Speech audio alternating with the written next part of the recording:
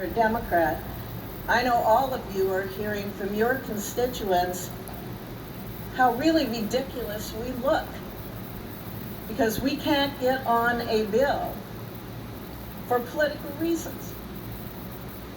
I hope that as we move forward, we are able to provide relief to families. People are in need, people are hurting, people are scared, and we are here talking, which is a good thing if we come to a positive outcome, but we don't have much time.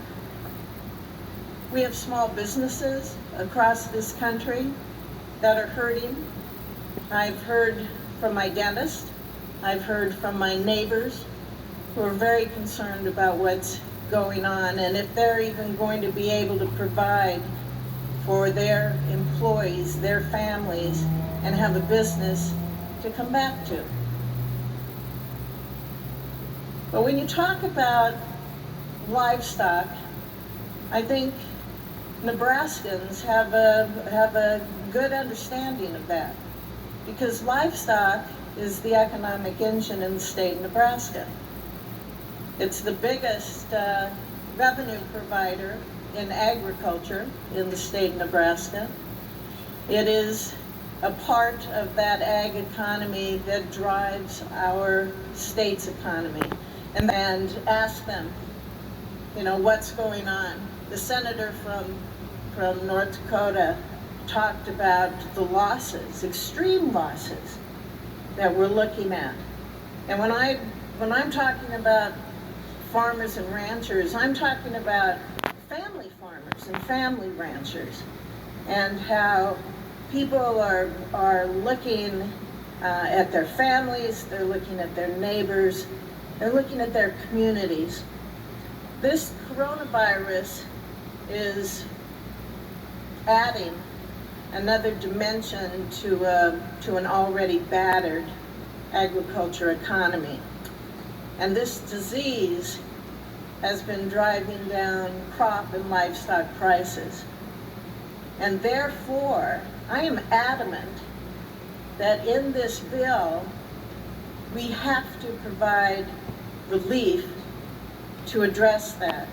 And my colleague from North into Idaho, they're starting to close down across the country. And there's a lot of unsold grain that is sitting out in the countryside, or it's in farm storage right now. In cattle, I can speak to this. We've seen large volumes of negotiated cattle being procured at lower prices. Cattle volume at live auctions declined by 75%. And that's due to folks who are practicing social distancing. And that, in turn, has caused a $10 to $15 drop in market price. If you drive around counties in my state where we see a lot of fed cattle, you'll see empty pens. Feeders are getting hit twice, and arguably the hardest include ethanol plants. They're telling feeders that they have maybe 1 to 2 weeks max where they can provide feed to them. And then those family farms, they're going to be in trouble because those ethanol plants are going to idle, or they're going to shut down, and that's going to cause feeders to worry about supply. The panic buying that we're seeing in the news, it can be correlated back to that high volume of beef that's being sold. We can see packers are selling large volumes of beef with outstanding consumer demand. As a cattle rancher, you want to see that consumer demand. But not in these times when they're so uncertain. We are grateful for that, and it is needed demand.